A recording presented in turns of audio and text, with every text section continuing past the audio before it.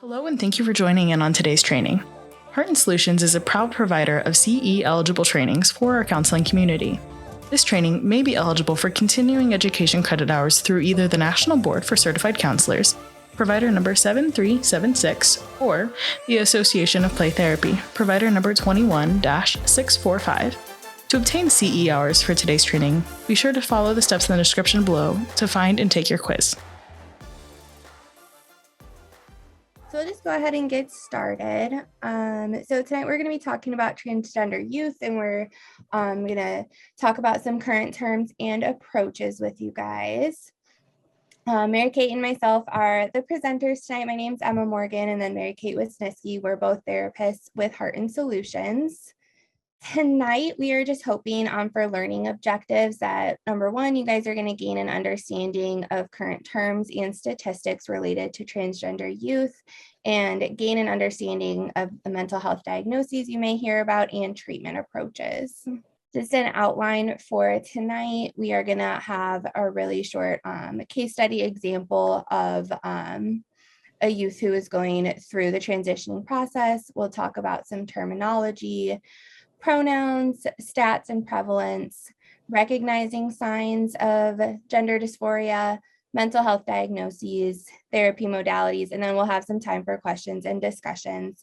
So we're going to start with a case presentation similar to what we did with our last presentation, if you joined us for that. So I will go ahead and read this. So Jessica is one of those parents who is surprised at her daughter's gender identity change. Now, a transgender male named Kyle, Jessica's child, had never been particularly girly, but Jessica was not aware of any gender issues until she was 12. Her daughter had seemed vaguely uncomfortable, and at 11 was diagnosed with social anxiety. A psychiatrist put her on an antidepressant, which seemed to help. Then at 12, she told her mother that she thought she was gay, and she quickly told the news to everyone at school. The summer after 7th grade, Kyle told friends that he thought he was trans. Jessica and Kyle returned to the psychiatrist they had seen earlier, and she was dismissive of the news. Oh, all the kids think that they're transgender now, as Jessica recalls. I thought it was really hurtful, Jessica said. She basically scoffed. I think it taught me something too. I didn't want to be like that for my kid. Kyle went public as a trans male the summer before 8th grade, when he went to sleepaway camp, and he started high school that fall as a male. For Kyle, the issue was whether he would be able to make the transition before he goes to college. At 16, he started on hormones. Jessica acknowledges that her first impulse was to push it off. Originally, I was like, well, he's not doing anything until he's 18 because we don't want to change his body. Now I'm like, okay, I'm wrong. There were many painful experiences in Kyle's first year as a transgender male, including the suicide of one of Kyle's first trans friends. The family tried to support him, struggling at times to keep up with his expectations. My husband took him to the Radio Shack and they got him materials so Kyle could build a buzzer. Jessica recalled, every time someone in the family misgendered him, he would hit the buzzer because he was like, people get in line. But as the family came to accept Kyle's new identity, it became easier on all of them. Since we started getting on board, he's much better. Compared to where he used to be before any of us knew he was transgender, he's light years better. He's much more at peace. He's an awesome kid, and I couldn't be more proud of him. All right, so we're going to dive into some terminology. First, just gender basics. Lessons are being taught and expectations are being set for kids essentially as soon as they're born. Boys wear blue, girls wear pink, boys are strong, girls are pretty. The example of like going to McDonald's and does your kid want a boy toy or a girl toy with their Happy Meal? Extracurricular and sport expectations. Boys play football, girls, maybe they play volleyball or they do cheerleading, those kind of things. Feminine versus masculine behaviors and interest expectations, just the kinds of things we expect boys to be interested in versus what we think girls would be interested in. It's important to realize that gender does not exist in these binary terms. Gender is a spectrum which allows individuals to express and identify with varying degrees of masculinity and femininity. And transgender individuals along this spectrum or they identify along the spectrum, identifying more so with a gender that is different than the one that was assigned to them at birth. Like I said before, we are going to throw a lot of terms at you guys tonight, and all of these slides are going to be available to you later. So if you have any questions or need to reference back to them, that'll be no issue. So we just want to get some of these definitions out there for you guys. So transgender is a person whose gender identity differs than their sex assigned at birth. Cisgender are individuals whose internal sense of gender identity matches their sex assigned at birth. Non-binary is a gender identity in which an individual does not identify strictly as female or male. Gender expression is the external characteristics and behaviors that are socially defined as either masculine or feminine. Gender identity refers to a person's innate, deeply felt psychological identification of gender. Gender nonconforming, someone whose identity and expression of gender does not ascribe to the traditional male or female expressions. Gay is primarily defines men who are attracted to men, though many women who are attracted to the same sex also identify as gay. Lesbian is a woman who is attracted to other women. Bisexual, someone who experiences attraction towards more than one gender. Asexual is someone who does not experience sexual attraction to others or lacks a desire of sex or sexual partners. Demisexual is one who does not experience sexual attraction until a strong emotional connection has been formed. Pansexual is a person who can be attracted to anyone regardless of their gender identity. Heterosexism, a system of biases, attitudes, assumptions, and discrimination which favors heterosexuality and heterosexual relationships that is expressed both through institutional policies and interpersonal actions. Homophobia, intolerance, fear, and hatred of gay, lesbian, or gay, lesbian people and or same-sex attraction. Transphobia is the irrational fear of discrimination against or intolerance of transgender people, the transgender community, or gender ambiguity generally. Biphobia is the intolerance of bisexual identity, both within the heterosexual and LGBTQ+ communities. And then gender binary is the belief that human gender only exists as male or female, and that individuals must be strictly gendered as either one of those. So current terminology, terms are changing a lot and do so very frequently, to be honest. And I have that little caveat at the bottom there that different individuals may prefer different terms. And it's always okay to ask what people identify as or what they would like to be called. So outdated terms versus current terms. So the outdated term would be a transgender or transgendered. The current term is just simply transgender. Outdated terms of female to male or male to female with those abbreviations there. The current term would just be trans male and trans woman. Biologically female and biologically male, we now refer to them assigned female at birth or assigned male at birth. Gender identity disorder is now termed gender dysphoria. Preferred pronouns are personal pronouns, and we'll get a little bit more into pronouns in a little bit. And then sex reassignment surgery is gender confirming surgery. And I did want to get just a little bit more into the gender confirming surgeries, as this is something that you guys may hear people you're working with talk about, like wanting these surgeries sometime in the future, talking about like what they might look like for them. So facial feminization surgery is just the goal of the surgery is to transform the masculine features of the face into a more feminine or non-binary appearance.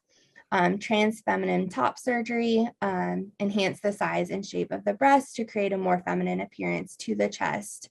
And then trans feminine bottom surgery is to reconstruct the male genitalia into female genitalia. And the same is true the opposite as well. So facial masculinization surgery helps to transform feminine features of the face into a more masculine appearance, transmasculine top surgery to remove the breast tissue from the breast and create a masculine or non-binary appearance to the chest. And then the bottom surgery would be to reconstruct the female genitalia into male genitalia. So why is understanding these terms so important? So research reflects that gender-affirming behavior on the part of adults in trans youth lives greatly improve mental health and well-being. And the opposite is also true. Trans youth are more likely to experience anxiety, depression, and are at a greater risk of substance abuse and homelessness when their immediate caregivers or other adults in their life are rejecting or hostile. It's important to know, and quite alarming, that research finds that transgender youth are at a greater risk of suicide as compared to their non-transgender peers as a result of rejection, bullying, and other victimization. So a little bit more about pronouns. So pronouns are the words that we use in replace of a proper name. So she, her, he, him, they, them are the typical ones that we hear. There's also z, here is how those are pronounced. Using a singular they pronouns have been in the English language for centuries. I think a lot of us probably still struggle using they as a singular, and it just takes practice and getting used to kind of the grammar that goes into using they as a singular pronoun. So why focus on the pronouns, and how does this make it more inclusive? So focusing on the pronouns promotes self-identity, allowing whoever it is to express their identity in their own way rather than having someone else assume it for them. It assists in respecting others' identities rather than relying on interpreting mannerisms, hairstyle, clothing, etc., as these are not gender specific. And then overall, it just creates a more welcoming space for everyone to be themselves in and to feel respected in. So mistakes and misgendering. Misgendering is labeling someone as a gender other than the one they identify as. Since many, but not all, associate their pronouns with their gender identity, using the wrong pronouns intentionally or unintentionally is a form of misgendering. So an example of this would be saying, "This is Alex, she is one of my science students," and then being corrected because Alex is using they, them, theirs pronouns. So a couple appropriate responses to that would be, "Sorry, they are one of my science students," or "Thank you, they are one of my science students." So everyone makes mistakes, right? We're all going to accidentally refer to someone else, especially in the beginning of transitioning and beginning of the time that they're asking people to call them by different pronouns or new pronouns. So just being mindful, listening to feedback, taking accountability, and moving forward with your new knowledge. And then just asking questions when appropriate and able. A lot of times, people are going to rather you ask questions and make sure what the answer is rather than assuming and just moving forward without knowing for sure. Just one other thing, Emma, too. I know that we talked about it, but we didn't put it on the slides, just that the list that we presented is not all encompassing. Things change every day, people change, there's new terms, and that's okay. It's okay to not know and to ask. That's huge. No one expects you to be perfect. No one expects you to know exactly. If you have like what someone's gender is, what their identity is, if you have questions, be respectful and ask about it.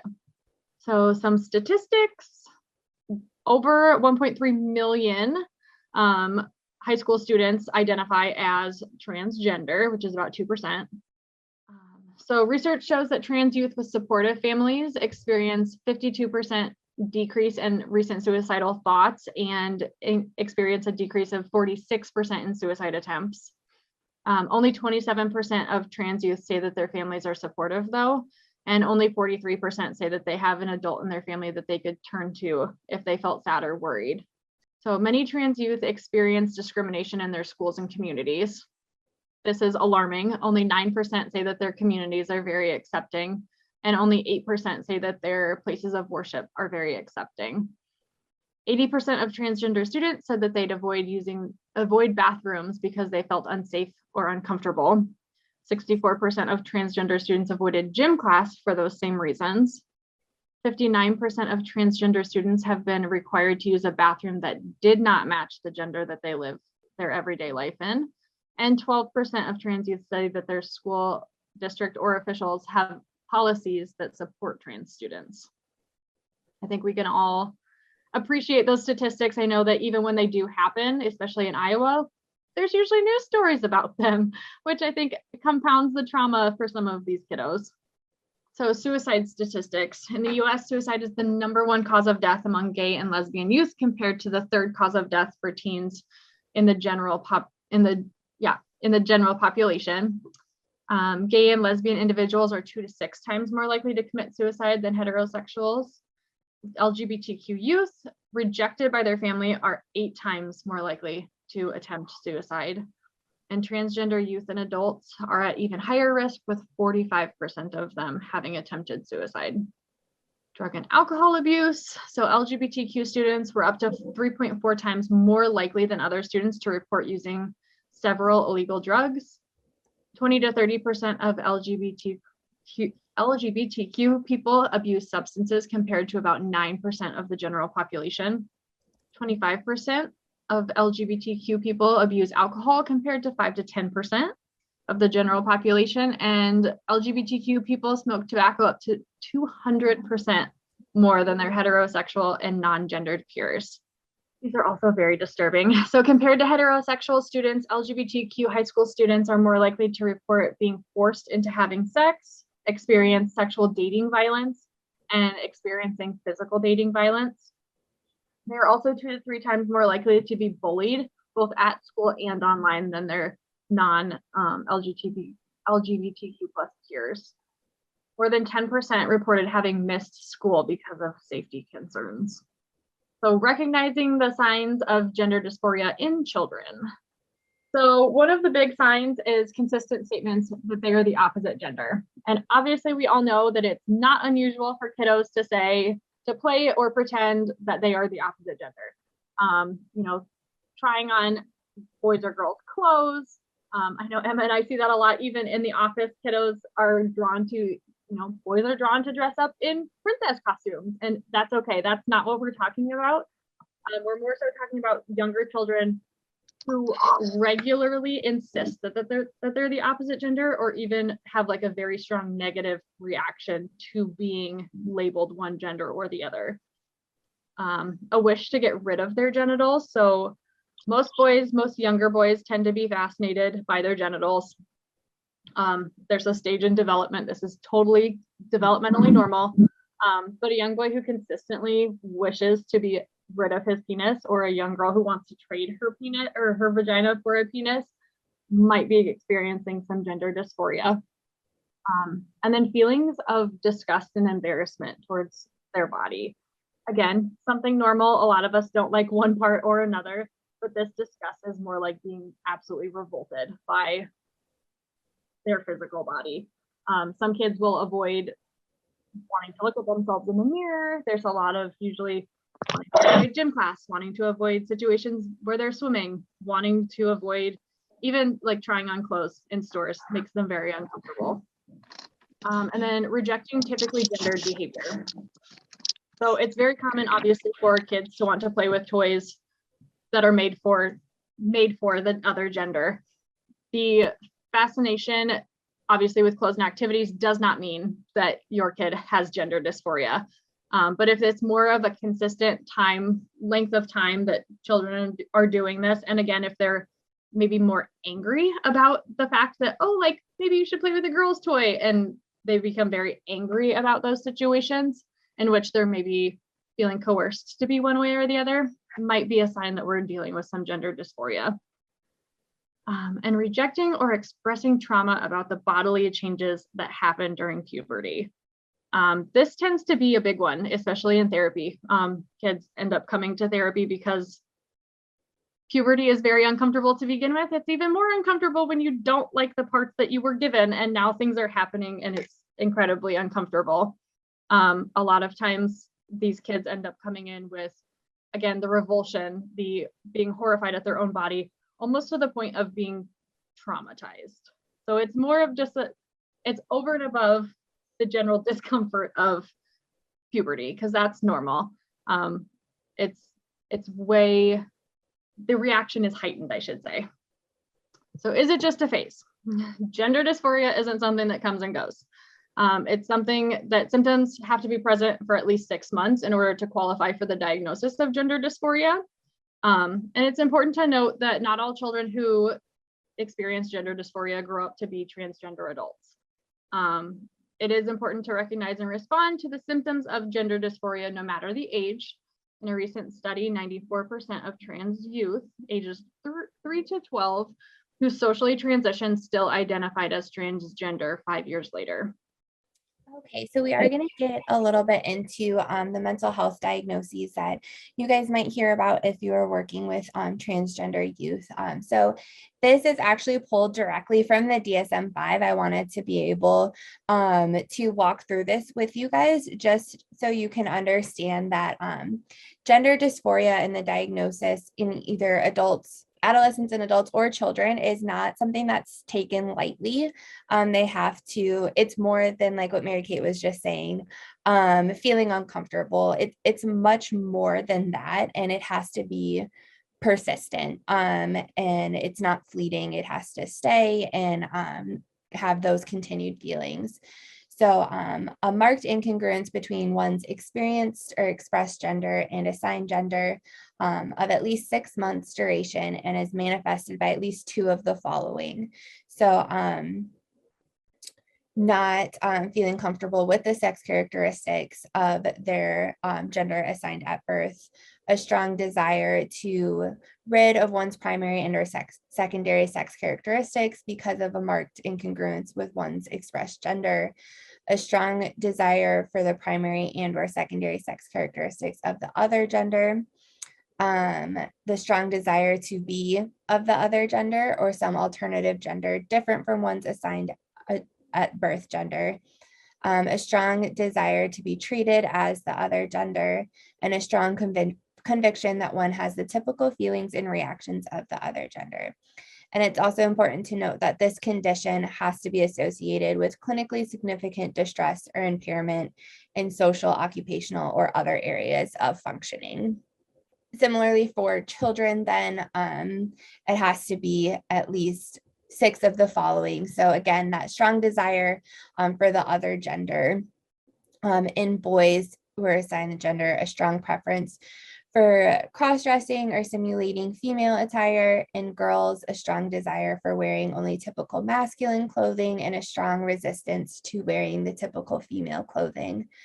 A strong preference for cross-gender roles in make-believe play or fantasy play. So that would be like, always wanting to be the boy character when it's a girl or the girl character when it's a boy. A strong preference for the toys, games, or activities that are stereotypically used or engaged in by the other gender. A strong preference for playmates of the other gender. In boys assigned gender, a strong rejection of typically masculine toys, games, and activities, and a strong avoidance of rough and tumble play. In girls assigned gender, a strong rejection of typically feminine toys, games, and activities. A strong dislike of one's sexual anatomy, and a strong desire for the primary and or secondary sex characteristics that match one's experienced gender. And again, the condition is associated with clinically significant distress or impairment in social, school, and other important areas of functioning. And for both of these struggles have to be around for at least 6 months before either of these diagnoses can be made. And then like a lot of diagnoses in almost all of the diagnoses in the DSM, there are other specified and unspecified as well. And these are basically just, they meet some of the criteria, but not all of the criteria. So in this other specified, an example of the presentation that can be made is saying the current disturbance meets symptoms criteria for gender dysphoria, but the duration is less than 6 months. So if someone comes in and they have been experiencing all of these things, but it's been less than 6 months, they are able to be diagnosed with other specified gender dysphoria. And then when that 6 months, that time period has happened, then the diagnosis could change to the gender dysphoria in either adolescents or children, depending on the age. And then, like I said, the unspecified is more so they hit some of the categories, but maybe not all of them, or there's just not enough to specify exactly what is going on, but they are hitting some of the criteria needed. I did want to touch base on a couple other mental health diagnoses as well that you may see because of they might be transitioning or bullying that's happening, life changes, not being accepted by their family and friends, all of the things that could be happening as a result of being transgender.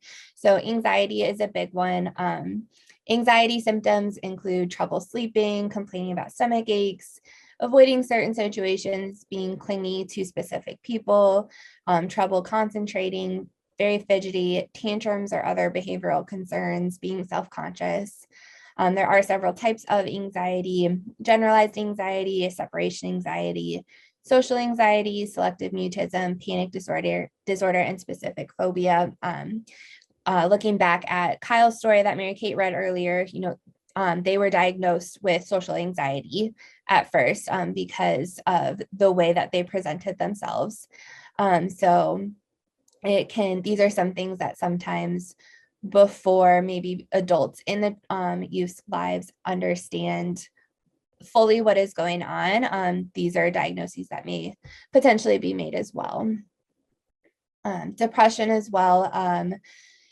Normal symptoms of depression can include crankiness, social withdrawal, being sensitive to rejection, changes in appetite, changes in sleep, outbursts or crying, trouble concentrating, fatigue, physical complaints, trouble during events and activities at home or with friends in school, during extracurricular activities or other hobbies, feelings of worthlessness or guilt, impaired thinking or concentration, and thoughts of death or suicide. All right, so now on to the treatment approaches.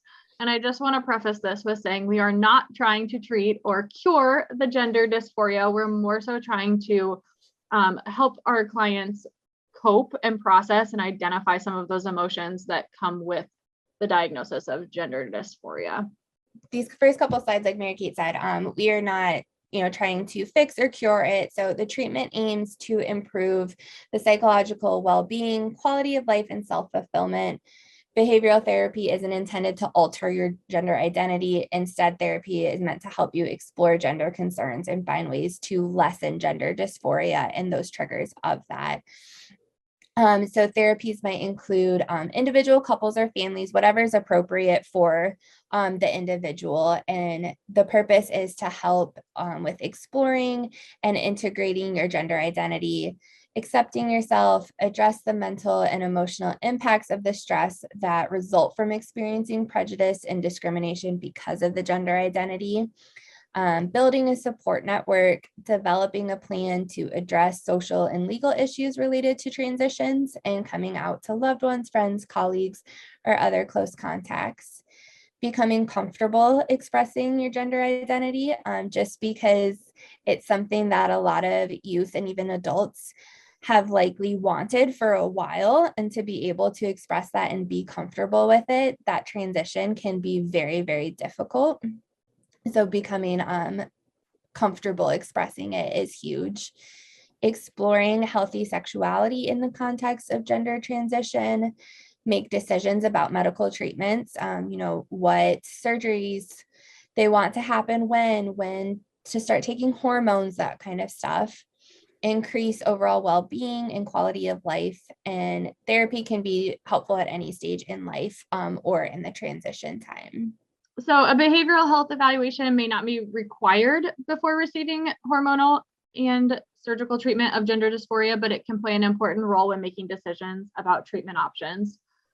This evaluation might assess gender identity and dysphoria, the impact of gender identity in your home, work, school, social environments, including issues related to discrimination, abuse, and minority stress, mood and other mental health concerns, risk-taking behaviors and self-harm, substance misuse, sexual health concerns.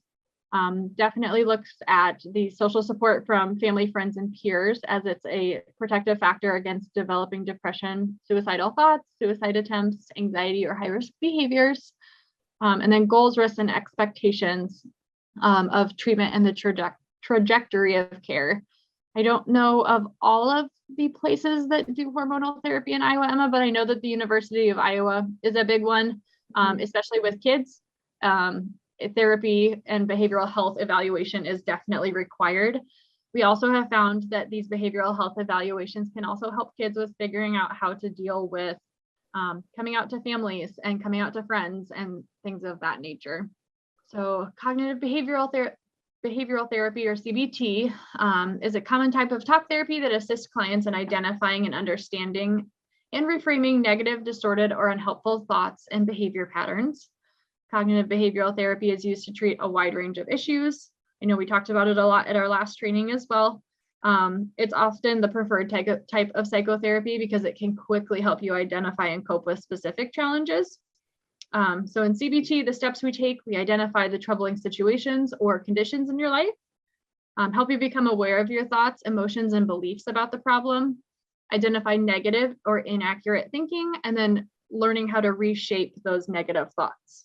Trauma-focused CBT is a type of CBT that addresses the specific emotional and mental health needs of children, adolescent, and adult survivors and families who are struggling to overcome the destructive effects of trauma. Because the client is usually a child, TFCBT brings in non-offending parents or caregivers into treatment and incorporates a lot of principles of family therapy. CBT techniques are used to help modify distorted or unhelpful thinking and negative reactions and behaviors. In conjunction, a family therapy approach looks at interactions among family members and other family dynamics that might be contributing to the problem and assists in teaching new parenting, stress management, and communication skills to assist the family as a whole. Yeah, so in the case of transgender youth, TFCBT could be used if, there are some family members who aren't supportive, if there has been trauma, by bullying or other things because of the transgender, coming out as transgender. So yeah, that's just a couple examples of how that could be used in this scenario. Dialectical behavioral therapy is also used. It's a modified type of CBT. Its main goals are to teach people how to live in the moment and develop positive ways to cope with stress and regulate your emotions, and then improving relationships. So mindfulness is huge. Distress tolerance, learning how to deal with those uncomfortable feelings and learning to be okay with them. Interpersonal effectiveness, and then emotional regulation. I know we talked about EMDR last time as well. So EMDR is short for eye movement desensitization and reprocessing, and it's a psychotherapy that helps people heal from the symptoms and emotional distress that are a result of disturbing life experiences. This is often used in conjunction with people who are diagnosed with post-traumatic stress disorder. EMDR therapy shows that the mind can in fact heal from psychological trauma as much as the body can.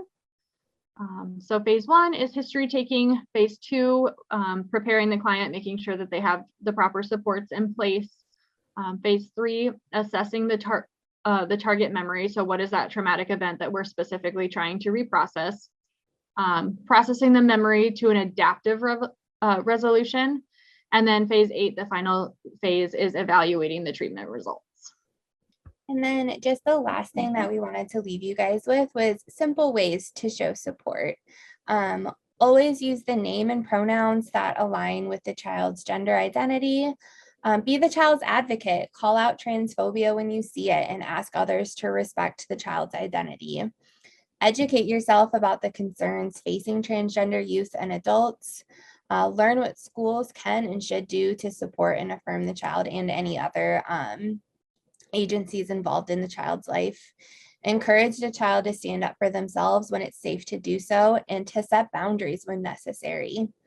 And assure the child that they have your unconditional support. So what questions, if any, comments, thoughts about all of this do you guys have for us? We know we threw a lot at you there. Yeah. This is Georgianne. I do have a question. So we work on this on how to address this in our reports.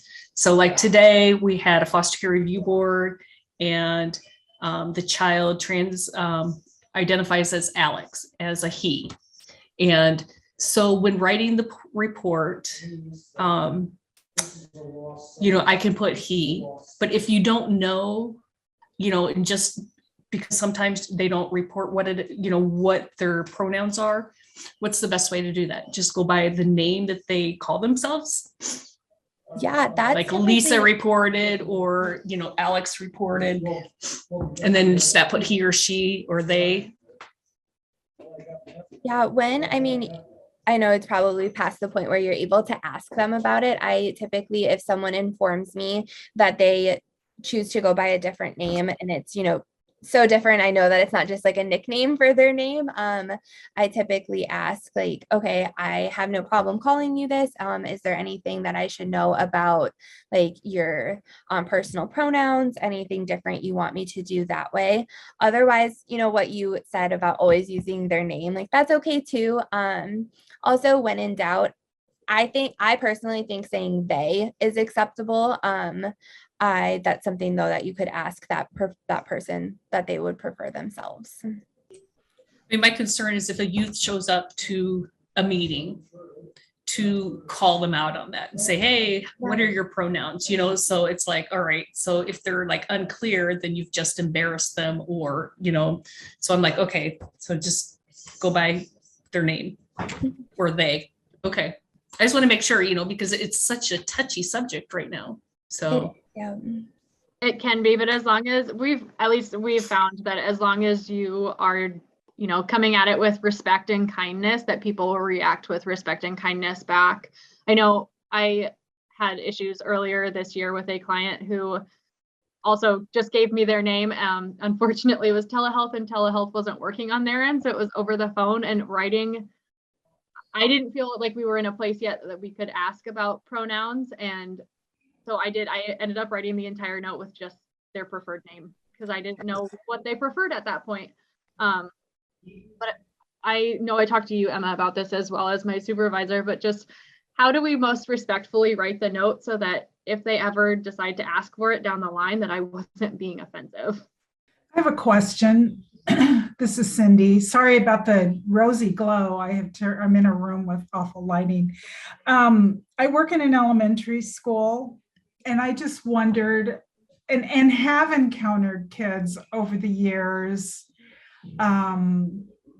who have started to identify with an opposite sex, with a different sex, generally older elementary students. Is there an age that you find typical in your caseloads where that's more apt for students who are more apt to express that they're the opposite of what they are, that they're opposite sex? What's a typical age? There's really no clear answer on that. It kind of depends on the kid. I know in my caseload right now, 14 for sure is that age where I think 14 with puberty too, that's where kids really seem to feel like, okay, this is not right. I do not like this.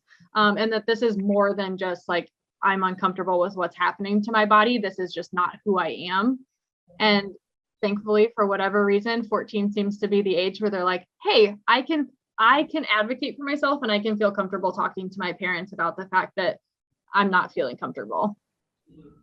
Yeah, I was just going to say too, kind of like Mary Kate said, I'm not sure if it's a specific age, more so where they are like puberty wise, and that is when it tends to, for the caseload that I've seen and the kids that I've seen in the past, it is more so the teenagers. I'm not sure if I've had anyone younger than like teen years at this point. I actually am aware of a few elementary age students who are, who express that to kids, to the other kids. And I'm not really sure if they're kind of trying something out or if it's genuine. You have to take them for their word, obviously, but and do you involve the families if they're that young? Is that something that as an educator we should, have a conversation with families about, or the school counselor? I mean, where would you do anything? I would leave it up to the kiddo. Yeah. Is it something that they feel comfortable talking about? And it's okay to ask them that too, especially if they disclose that information to you. Like, is that something that you feel comfortable talking to other adults about, or is that something that we're just kind of thinking about right now? Yeah. I will mention too that I have had some elementary school kids, I feel like, who have come in and they're more open to saying that. And then we get to middle school and we shut down entirely because we just want to conform and be the same as everyone else. And again, that magic age of 14, for some reason, a lot of kids seem to be like, okay, I'm tired of trying to pretend. Yeah, that makes total sense. We've had some kids in foster care until their identified gender was accepted or known. I mean, they had such behavior problems until they're like, okay, we understand where you are right now. So it's like, I've seen that too. But I look at all these therapies that you went through to offer to these kids. I mean, maybe those should be for some of the family members that don't accept them or support them more than the child, themselves. Absolutely. I think we're both fully on board with that as well. Out of curiosity, Mrs. Dave Brownfield, is there any limits on what our Title 19 will allow us to recommend or pay for? We have a foster care person who is wanting the transgendered, if that's the correct term. I don't know what Medicaid will pay for. Yeah, I'm not sure about that either outside of therapy. I'm not sure what's covered as far as any treatments like hormonal or surgery wise. I'm not sure about that. And again, I do know that Iowa City will provide those gender conforming hormones and surgeries, but I know personally from experience with clients, it is a process. This is not something that anyone just walks into somebody's office and is like, okay, we're just going to do surgery or you just get hormones. It is something that is a months-long process and involves therapy and multiple different professionals. Title 19 will cover the therapy at least? Yeah. I think about some of the prisoners that, identify, and then they get all the, whatever necessary services they need, it appears. Mm-hmm. And a big thing again with the therapy is not, either we're not trying to cure anybody, we're not trying to change anybody's mind. We're really just trying to help people identify and process through those feelings and those thoughts that they're having about who they feel like they are. Any other questions, comments, or thoughts? Do these same type of therapies work with children that are not transgender, but they're either gay or lesbians? I don't even know what the proper phrase is for that. But your therapies that you have, does it help them? Because the suicide rate and all those problems pertain to them as well as the transgender children. So is this something that you work with also? Yeah, so all those therapies we talked about are something that's beneficial for everyone across the board. It just, the focuses would be different depending on their lives and like what's going on, their stressors, their traumas and that stuff. So yeah, all of those therapies would definitely be appropriate for any member of the LGBTQ plus community or anyone in general. Any other questions?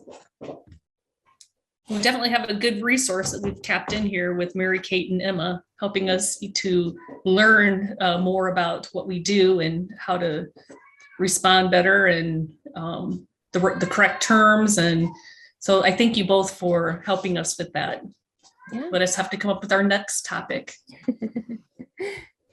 You've been very helpful. Good. Any more questions? But if you do, you can either email me or your coordinator, and I can pass any questions that you might have, because sometimes I kind of process this and I'm like, oh, I forgot to ask this or whatever. And then I can definitely pass them on to these two ladies. Because I didn't see their pronouns, so I can call them that. I think the biggest thing too, the biggest takeaway is just be kind. No one knows, no one has all the answers, and no one expects you to have all the answers. But as long as you approach every situation with kindness, you're going to get kindness in return. These slides that you presented, they will be available to us so we can go back and revisit the different pronouns and that type of stuff. Is that correct? Yep. I will save them and send them to Georgiana, and she can distribute them. She's going to send the recording too, so we'll have that also, which should be helpful. All right. Well, thank you so much for joining us. Again, if you have any questions, just send them my way. Thank you for joining in on today's training. We look forward to having you join us again. Heart & Solutions is proud to provide CE eligible trainings for our counseling community. This training may be eligible for continuing education credit hours through either the National Board for Certified Counselors, provider number 7376, or the Association of Play Therapy, provider number 21-645. To obtain CE hours for today's training, be sure to follow the steps in the description below.